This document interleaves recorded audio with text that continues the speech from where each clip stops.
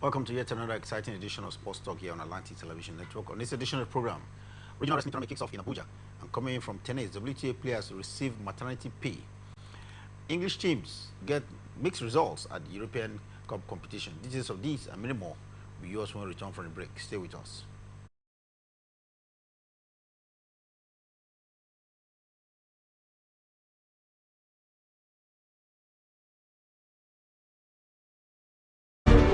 The board, management and staff of Morrison Media Group presents the 2025 anniversary lecture of Atlantic Television Network and Wish 99.5 FM. Theme: Imperative of Private Media in Sustainable Development. Keynote speaker, Professor Tony Iradia, erudite scholar and broadcast guru. Chairman, Professor Umar Pat, President, Society of Broadcasters, Nigeria, and Vice Chancellor, Federal University of Kashiri, Gombe State. Panelists, Chief Honorable Arthur C. Kalabo, Information and Communication Expert. Dr. Haka Tuwait, Lecturer, Public Relations, Media and Communication. Dr. Bekwele Lawrence D.K., Lecturer, Marketing Communication and Public Relations. Opaka Dakuba, Chairman, South-South, Nigerian Union of Journalists. Susan Serakara Nwikana, Chairperson, Nawach, River State.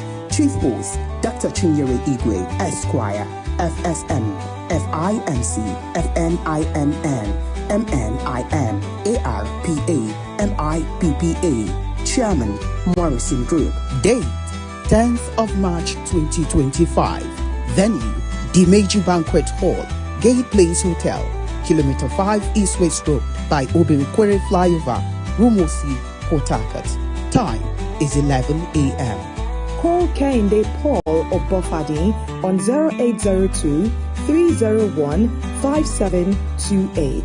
That is 0802 301 5728 or info@atlanticnetwork.tv or info@wishfm995ph.com. You can also call Laurentia Ogu on 0818 344 6746. That is 0818 344 6746 or lead content at atlanticnetwork.tv. This is signed by management.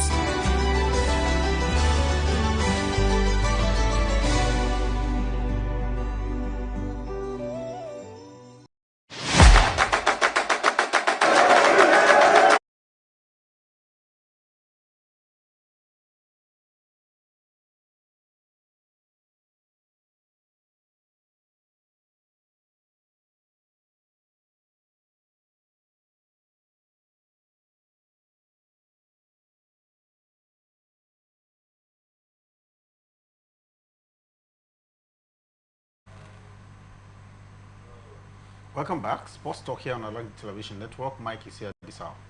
Yeah, good morning and good morning to our viewers out there. I'm always glad to be here doing this with you. Let's get started. I'll start from the home scene as usual, where in Abuja, to be specific, where the highly anticipated ECOWAS African Traditional Wrestling Tournament is now underway. A total of 55 accredited athletes from 11 countries will battle for top honors, with each nation fielding 5 wrestlers and 4 technical officials. We understand the opening ceremony got underway yesterday, and it was a spectacle of culture and sportsmanship as characterized with any major sporting event anywhere in the world. How colorful was this, Mike? I think it was that colorful that, you know, the cultural heritage of Nigeria was actually showcased in different aspects. And for me, I think it was nice to get to see some of those cultural heritage and, you know, being showcased out there to tell you how rich culturally Nigeria is, and with its divergent ethnicity, they were able to come together to put up a colorful celebration out there, which are part and parcel of what makes the competition even more exciting. So I was glad to see some of those colorful displays yesterday. Talking about the ECOWAS traditional wrestling tournament taking place in Abuja, it is actually earmarked to launch to celebrate ECOWAS at 50. ECOWAS, the Economic Community of West African States, is now 50 officially, and the traditional wrestling tournament is part of the anniversary programs. What do you make of it? ECOWAS have they been impactful within the period, especially sports-wise? The sub-regional community, how strong has sports been in ECOWAS? For me, in a scale of 1 to 10, I would just give them 5% in terms of sports activities within the ECOWAS sub-region. In the last 50 years, you cannot truly say that we've achieved that much. 50 years is not 50 days. So for me, I think by now we should be able to, do well, especially within the ECOWAS, community as a state. For 50 good years, we should have been able to foster all, amount of unity in sports, especially so as to improve, the sporting activity of the most West African state. But you take a look at it right now, the West African states, how far have we gone? Nigeria, Benin Republic, these countries, if you look at it, Nigeria especially, Nigeria has been able to make a mark at the World Sports Summit, courtesy of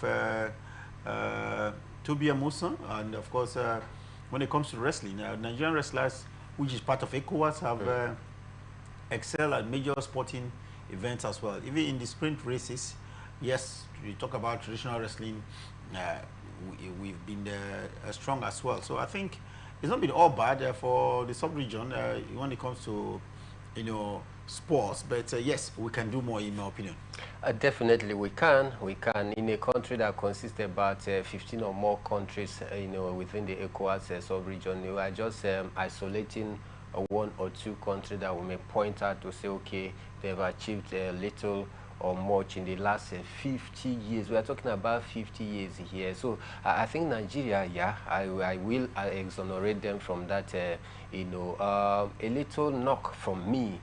Because I call it a little knock, I had to go through the, ECOWAS state and how far have they fared in the last 50 years in the global sport. It's discovered that most of these East African countries, North African countries, they are even doing better in these days in terms of world sport compared to the ECOWAS states. So for me, we have achieved, but then there is still much to be done within the ECOWAS community states. 11 countries from ECOWAS community are in Abuja, the velodrome of the MK Abiola Stadium, to be very specific, competing for honors at the traditional wrestling tournament, and it promises to be very thrilling. A lot of money is at stake as well, Mike. 10,000 US dollars, we understand, could be going for top honors.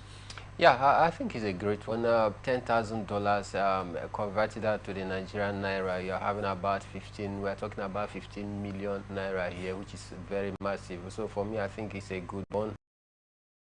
I believe that some of the states that are here improve in terms of their sporting activity.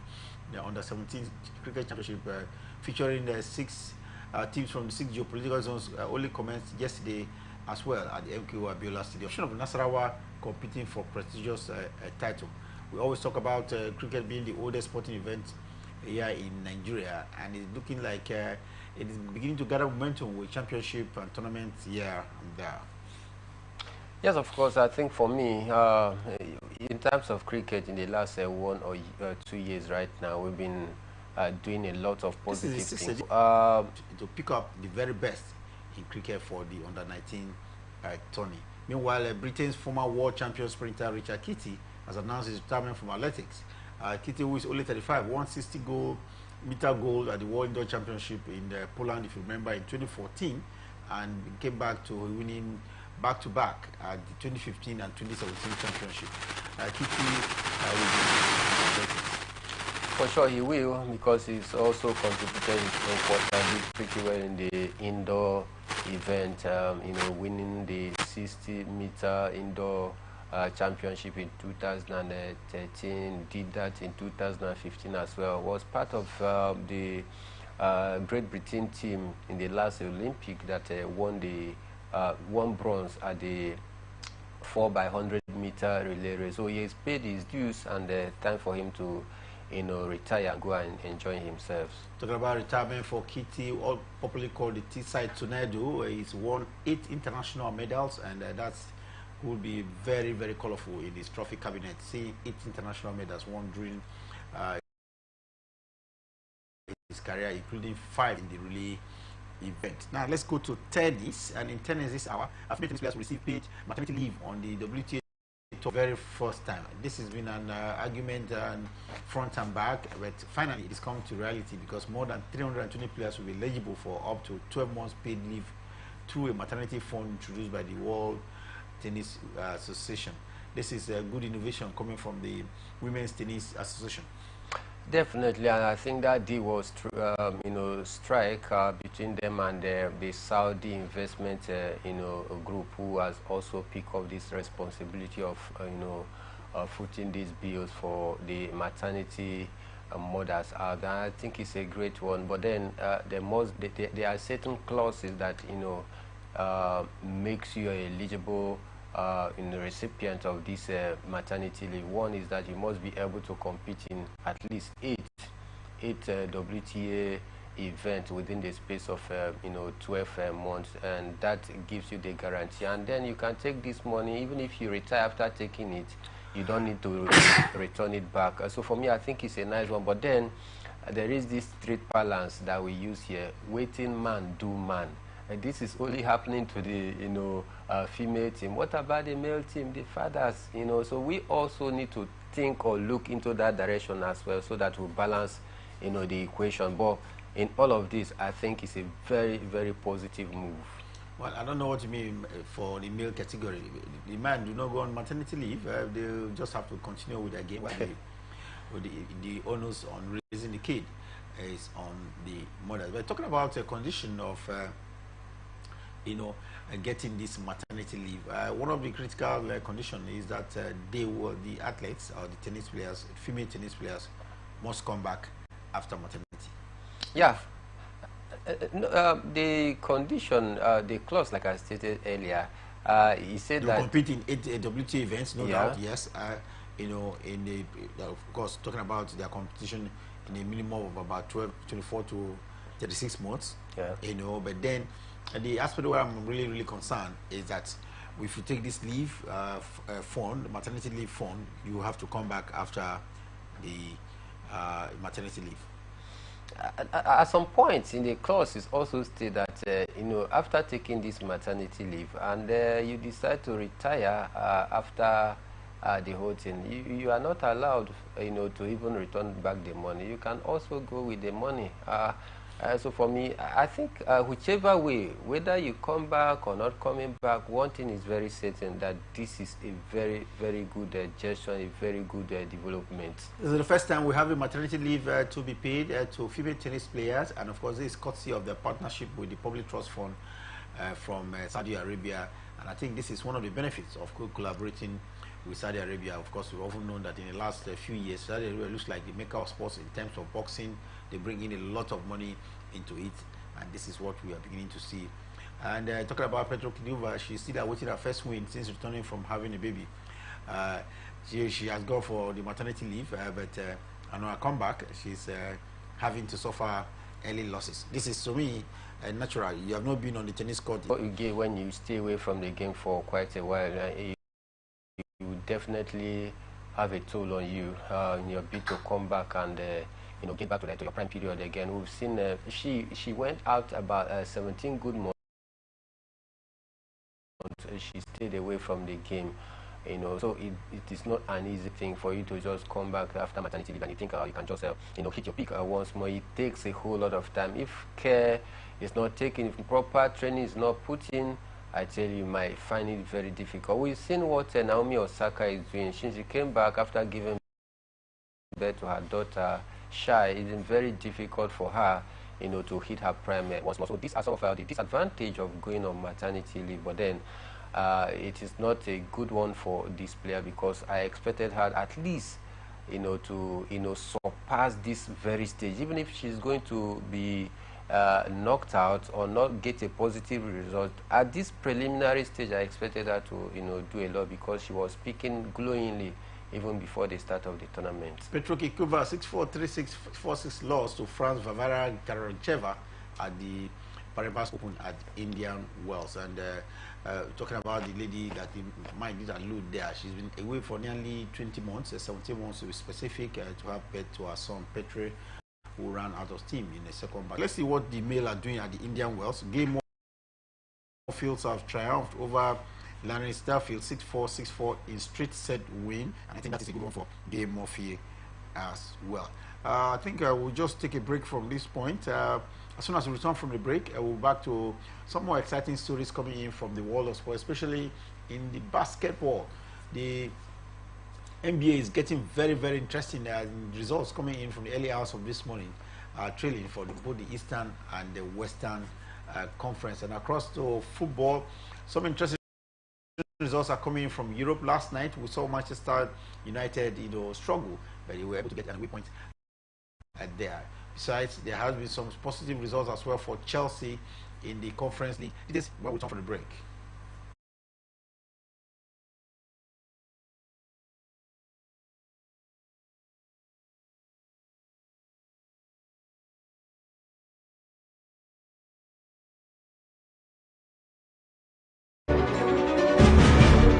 The board, management and staff of Morrison Media Group presents the 2025 anniversary lecture of Atlantic Television Network and Wish 99.5 FM. Theme, Imperative of Private Media in Sustainable Development.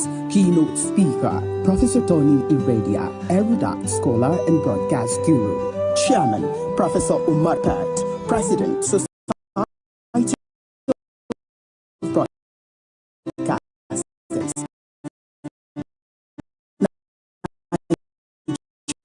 Nigeria, and Vice Chancellor, Federal University of Kashmir, Gombe State. Panelists, Chief Honorable Arthur C. Kalabo, Information and Communication Expert. Dr. Haka Tuwait, Lecturer, Public Relations, Media and Communication. Dr. Bekwele Lawrence DK, Lecturer, Marketing Communication and Public Relations. Opaka Dakuba, Chairman, South Nigerian Union of Journalists. Susan Serekara Nwikana, Chairperson, Nawach, River State. Chief Host, Dr. Chinyere Igwe, Esquire, FSM, FIMC, FNINN. 10th of March 2025. Venue, Dimeji Banquet Hall, Gate Place Hotel. And Paul Obofadi on 0802 301 5728. That is 0802 301 5728 or info@atlanticnetwork.tv or info@wishfm995ph.com. You can also call Laurentia Ogu on 0818 344 6746. That is 0818 344 6746 or lead content at atlanticnetwork.tv. This is signed by management.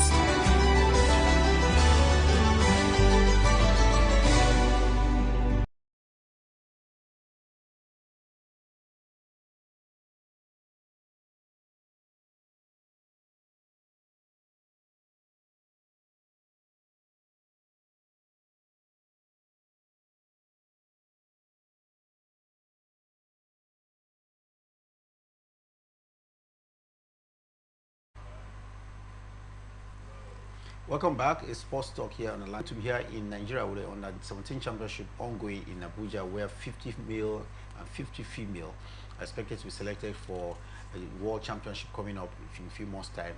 And of these 50 male and 50 female, it will be in the Under 19 point disparity is not that much, just 2 points that made a difference, courtesy of the impressive display of one of the playoff Chicago Bulls out there. So for me, I think just like you said, the NBA is getting heated. Teams are beginning to adjust and buckle up to see if they can be able to make it through the playoff. We've seen one or two teams, already qualify for the playoff. Teams like Cleveland Cavaliers already through. We've played about 40-something goals. So I think it's getting heated because this is where you truly know teams that are serious that want to make it through the playoff. Just a fixture where we saw nearly 20,000 fans in that fixture against Orlando Magic. It turned out to be Magic took the first quarter, second quarter went to Bulls, the third quarter went to Magic, and of course, Chicago Bulls came back to take the fourth quarter.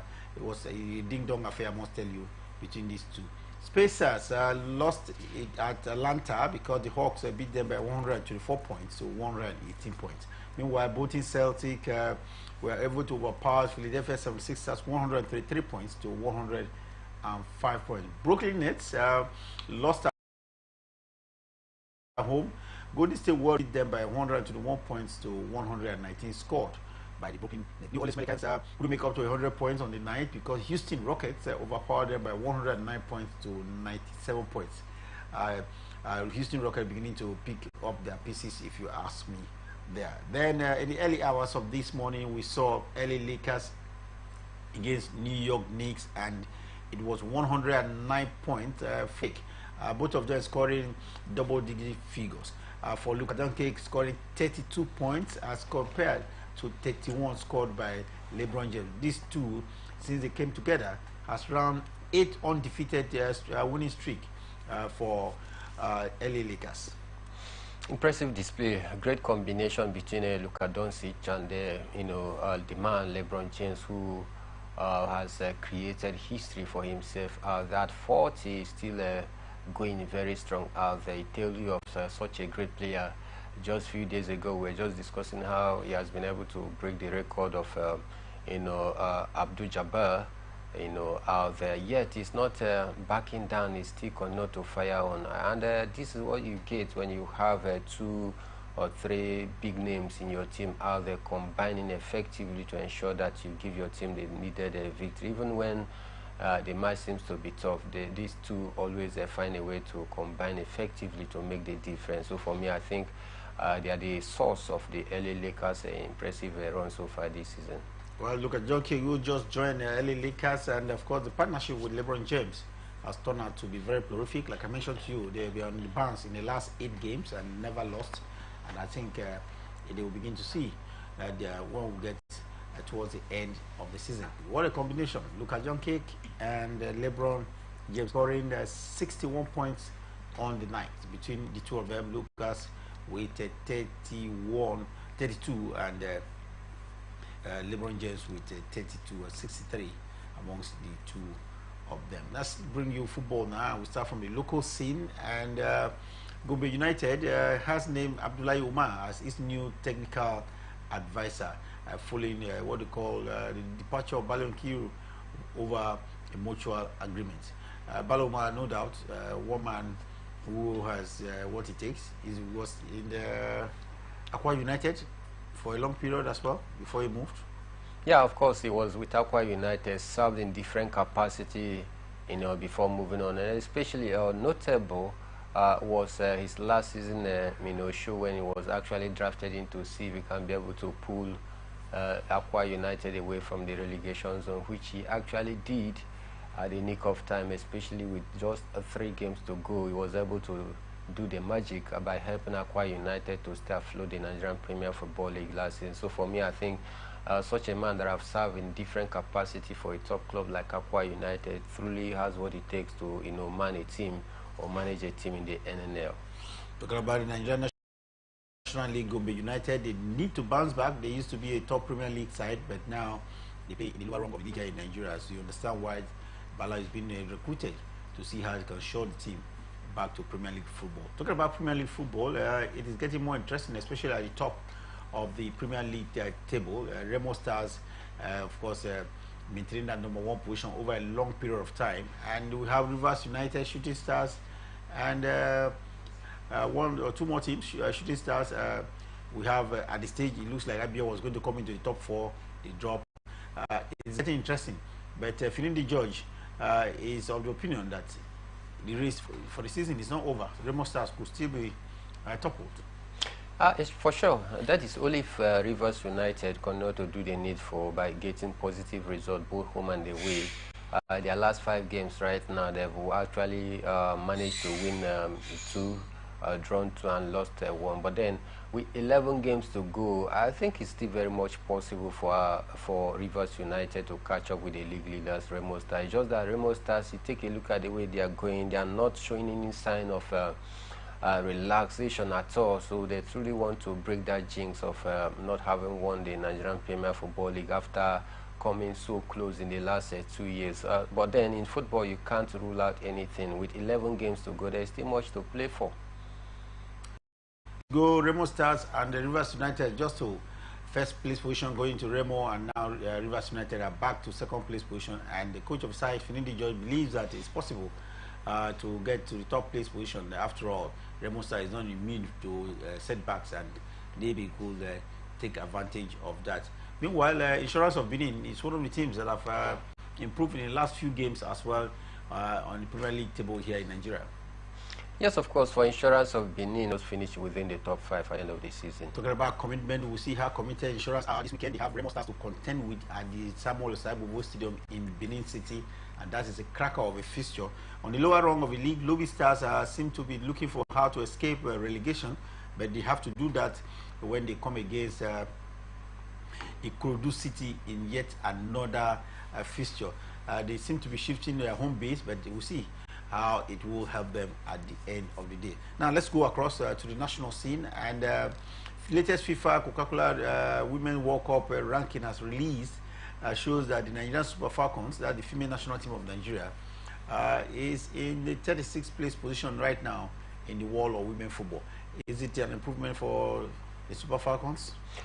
No improvement in the international ranking. 36 will remain static. There is no improvement, no even a point accumulated to actually increase our position to see that 35 or 36. The last ranking we saw Super Falcons also seated in the same position. But in Africa, I think we continue to maintain our #1 spot out there because we remain #1 in Africa. And better than South Africa? Yeah. And the reason for the static we've seen is not far from the fact that in the international window, we played just one friendly games against the French women national team, which we lost that very game 2-1. So I think that culminated into the Super Falcons not improving on the international rankings. Talking about the rankings in female football as released only yesterday by FIFA, we have Nigeria as #1 in Africa, but we're down 36 in the world. We're followed by South Africa, in the ranking order on the continent of Africa. If you're looking at which team is the best female team right now in the world, it's still the United States of America remaining as #1 place team. They are followed by Spain and Germany in the second and third place position respectively. You'll be asking, what about England? England as well right now is the 4th best playing female football team in the world, with Japan coming as #5. For me, this looks like a very realistic ranking. Definitely. For USA, I think they've been doing great since Emma Hayes was signed from Chelsea Football Club, the national women team of the US. I think they've been doing great. He had about 85% win. And dusted for Tottenham Hotspur. They still have the second leg at home to play at the White Hart Lane. I think result in their favor in the second leg. Fenerbahce, playing at home, were beaten by Rangers 3-1. The Nigerian was in score sheet. Yeah, not a good one for Fenerbahce, for Jose Mourinho. Being beaten at home, I think it's a very poor result for them, and I don't see them overturning this result in the second leg. If you couldn't win at home, you were beaten at home convincingly. There's no disbelief that you go to Rangers and get a positive result. It's going to be a very difficult one. And of course, for Rangers, so far this is in the Scottish League, they are not doing bad at all. So it wasn't a surprise for me that they went away from home to defeat Jose Mourinho Fenerbahce. Talking about Jose Mourinho reminds me of the fact that he's had to sue Galatasaray officials for racist remarks.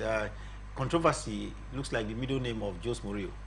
Of course, it's not alien to some of this controversy. Anywhere he goes, he always will want to pull the stunts to make the media have something to write you know, and all of that, both in England, in Spain, in Italy, everywhere he's gone, there is this, you know, aura of Jose Mourinho that always, you know, land him in problem with the FA of different federations out there. So he has not changed.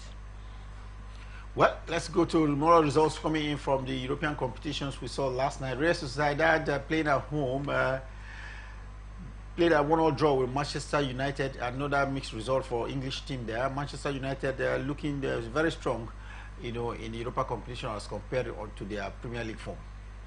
Yeah, looking very strong. You may want to say this is just because they have not met their a stiffer opponent, you know, and that is why it looks as though they are playing unbeaten so far in the Europa. But I tell you, you know, time will come where Manchester United need to roll up their sleeve to get ready for what may come, because we still have top teams out there in the Europa. So if they think they are going to win it on, you know, a very easy or a rosy format, they should think twice. For the fact that they couldn't get you know, all 3 points or a victory away against Real Sociedad that are not even in within the 5th position or 6th in the La Liga, tells you that Manchester United season is not very okay so far. But let's see, it was a good result for them going away from home to pick up a very valuable point, playing 1-1 draw, coming back home to Old Trafford. Old Trafford seems not to be the Old Trafford again. Whether playing at home,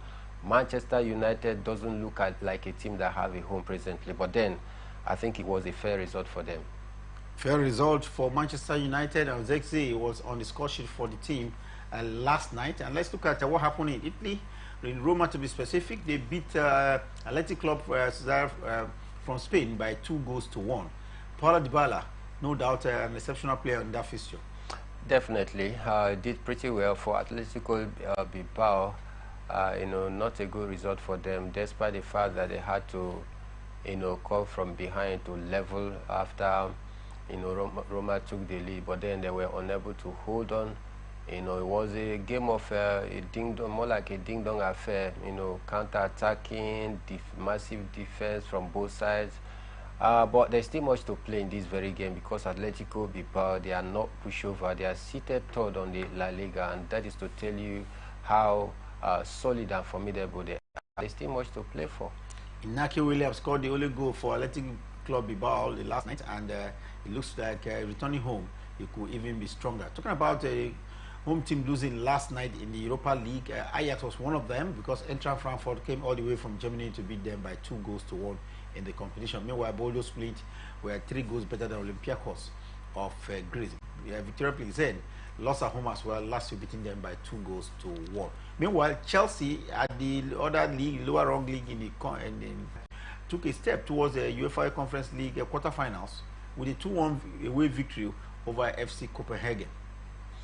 Yeah, expectedly, Chelsea, they've kept a 100% record in the Conference League so far this season, so it wasn't a surprise. Both in the UEFA Champions League, whenever they get to meet this team, talking about Copenhagen, they always just find a way. They know how to win this team, and that is why it wasn't a surprise, you know, that they were able to, you know, come and you know, get all victory, courtesy of the strike coming in from the boot of their captain, talking about Rhys James in that very one before Enzo Fernandez had to double the lead. Then the consolation goal came for the home team in about 70-something minutes. But then it was a positive result they took away from home, going back to, you know, Stamford Bridge to possibly finish the job in the second leg. Meanwhile, Panathinaikos beat Fiorentina by 3-2. That looks like a very good result from the team from Greece. But well, 3-2. What do we know? No away results, away goals matter in this competition. Real Betis were forced to a 2-2 draw by Victoria Guimarães from Portugal. And interestingly, it was a very good one for FC Copenhagen. Of course, not so good, but at least they scored a goal that they will take to Stamford Bridge. What is it about English teams not doing well in the league, but on the road, especially in Europe, they are very strong? Yeah, of course, they've had that European experience for a while, and the league format is quite different from Europe. In league format, you know the teams in and out because you play week week in, week out. You know, so but in Europe it's a different ball game, and that is why it looks as though they are doing pretty well in Europe compared to the league out there. You can't rule the English team away from the European competition any day, anytime. It's either they get to the final or they do pretty well. So for me, I think it's been a great one for the English team. Let's see how far they can go, both in the UEFA Champions League, both in the Europa and in the Conference League. Okay, let's see now how far they'll go. We keep our fingers crossed, but it looks very interesting that at least 3-4 of English teams are still in various stages of this competition. Now, look, have to round up now, but we'll bring you some features of matches that are coming up later tonight. First, in the Bundesliga, Borussia Mönchengladbach up against Mainz 05 FC. Borussia Mönchengladbach, not as strong as we expect of them this season. Not as strong as we expect of them. This is because there are other teams that want to finish ahead of them, and that is why we've seen a high level of competition in the Bundesliga, away from the traditional two teams, because it has been reduced to two teams because Dortmund are no longer competing for the title, so leaving just Bayern Munich and Bayern Leverkusen. But away from that traditional first and second position, the mid-table teams has been very difficult. They've been shuttling and jostling among themselves to see who finished in a very good position. Talking about good position, means with FC of Germany there are in the 4th place. They're looking like a team, for me, that out of the blues are competing for European Champions League position. Up against Mönchengladbach, that is, I think, is somehow mid-table, 8th place on the league table. A win for Mainz 05 here means they will cement their place in the European competition in Germany. Yeah, but we still have a few games to come. Only if they continue to get positive results and maintain consistency, because consistency for me is the watchword. If you can't remain consistent, then